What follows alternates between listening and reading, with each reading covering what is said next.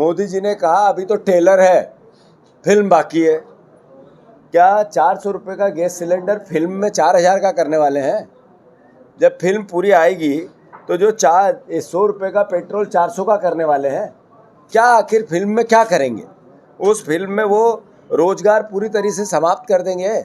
सारा उद्योग, सारा व्यापार, सारा व्यवसाय 5-6 लोगों को दे देंगे। पूरा देश नौकर और चाकर और अल्टीमेटली मजदूरी पे चला जाएगा। क्या फिल्म में क्या होगा, ये समझने का विषय है।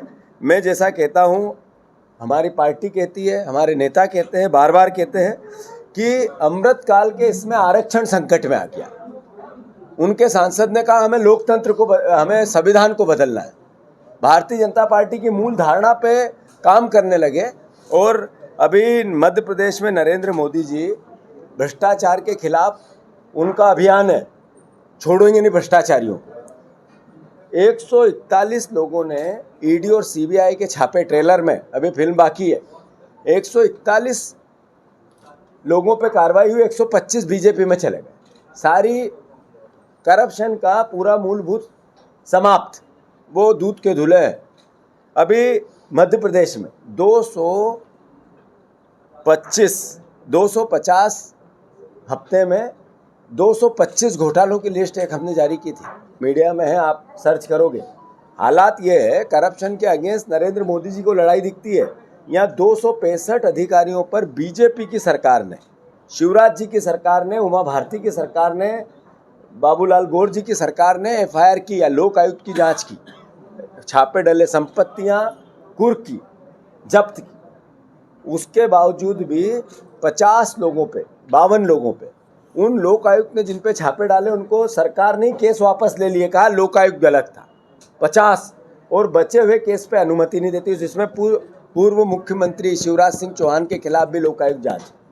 तो ये मोदी जी का ट्रेलर इस तरह का कि भारतीय जनता पार्टी में रहो और लूटो, और कहीं जाओगे तो मैं कहूँगा आप करप्ट हैं।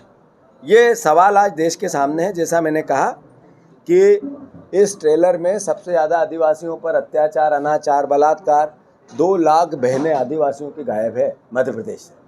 ये स्थिति सर्वविदित है कि पिछले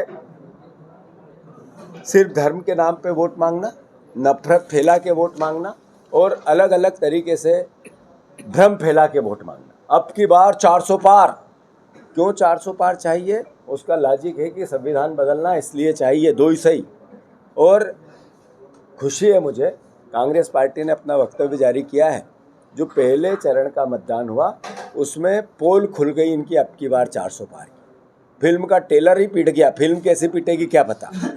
तो मैं मानता हूँ, रीवा की जब हम बात करें तो पिछले 10 साल में यहाँ के सांसद हैं, उन्होंने शिक्षा को लेके एक भी काम ऐसा जो आप गर्व से कह दो कि हमारे सांसद ने ऐसा किया। इन्होंने स्वास्थ्य को लेके एक भी काम, अभी 4 दिन पहले एक वीडियो मेरे को किसी ने भेजा, रीवा के किसी परिवार के साथी ने, कि यहाँ पे दवाइयाँ नहीं है, स्वास्थ्य मंत्री का जिला है। मैंने ट्वीट भी किया, शायद आप लोगों ने देखा होगा। ये हालात है।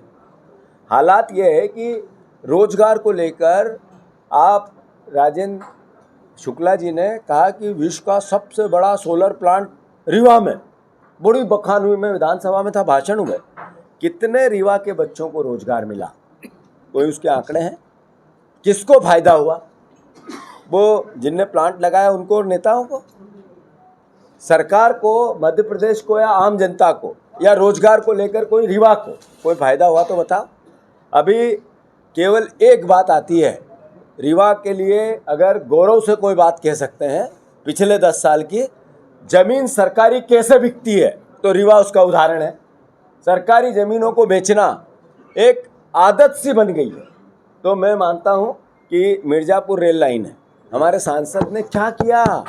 मिर्ज़ापुर रीवा रेल लाइन के लिए कभी एक शब्द, सांसद का काम होता है संसद में प्रश्न करने का। मैं, सारे जागरूक पत्रकार बंधु हैं, आप दलगत राजनीति दूर दूर तक आपके पास भटकती भी नहीं। मैं आग्रह आपसे भी कर रहा हूँ और आपके माध्यम से जनता से भी कर रहा हूँ। हमारे 10 साल रीवा के सांसद ने एक प्रश्न विधानसभा में खड़े हो, लोकसभा में खड़े होकर रीवा के विकास के लिए किया हो, तो फिर मुझे आप मेरा ज्ञान बढ़ाएं। अगर एक बार लिखित प्रश्न किया हो रीवा के विकास के लिए कि जिसको हम चिन्हित करें कि इस समस्या के लिए सांसद जी जागरूक हुए, तो कृपया करके मेरा ज्ञान बढ़ाएं। अगर एक बार एक विकास का काम सांसद जी के द्वारा मील का पत्थर साबित हुआ कि ये सांसद के नाम काम है, तो फिर हम सबको उनको साधुवाद देना चाहिए। आखिर लोकतंत्र में भले हमारे विरोध की विचारधारा के दुश्मन तो है नहीं। मैं इतना ही कहना चाहता हूँ कि अल्टीमेटली इस बार बदलाव होना चाहिए। रीवा के जो सभ्यता है, मान सम्मान है, कुंवर अर्जुन सिंह जी का एक अपना इतिहास रहा है यहाँ के विकास को लेकर, यहाँ के संस्कार को लेकर, उनके लीडरशिप की क्वालिटी को पूरे देश और पूरे मध्य प्रदेश ने माना है। वैसे ही हमारे सफ़ेद शहर स्वर्गीय तिवारी जी, श्रीनिवास तिवारी जी का भी एक अपना अस्तित्व था, एक मान सम्मान था। उन्होंने प्रदेश में जिस तरीके से रीवा की पहचान बनाई, इसको हम भूल नहीं सकते और उनका खूब आदर करते हैं। उनके चरणों में, दोनों के चरणों में सर रखकर पूरी कांग्रेस प्रणाम करती है। पर सवाल है कि इस बार बीजेपी को वोट क्यों दें, ये रीवा की जनता को विचार करना चाहिए। कांग्रेस पार्टी, जैसे मैंने सुबह भी टीवी पे मीडिया पे बोला है, जो 6 सीटें उसमें से 4 सीट कांग्रेस जीतेगी। और जो मत है, जो मत पड़ा है, जो परसेंटेज आया है, ये मोदी से विमुख है। ये झूठ, 400 पार, टीवी, मीडिया, विज्ञापन, प्रेशर पॉलिटिक्स, आभा मंडल पॉलिटिक्स, ये जबरदस्ती का आर्थिक मायाजाल।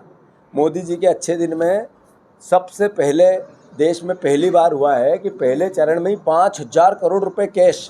नोटबंदी याद है आप लोगों को? नोटबंदी इसलिए की थी कैश नहीं मिले। 5,000 करोड़ रुपया पहले चरण में।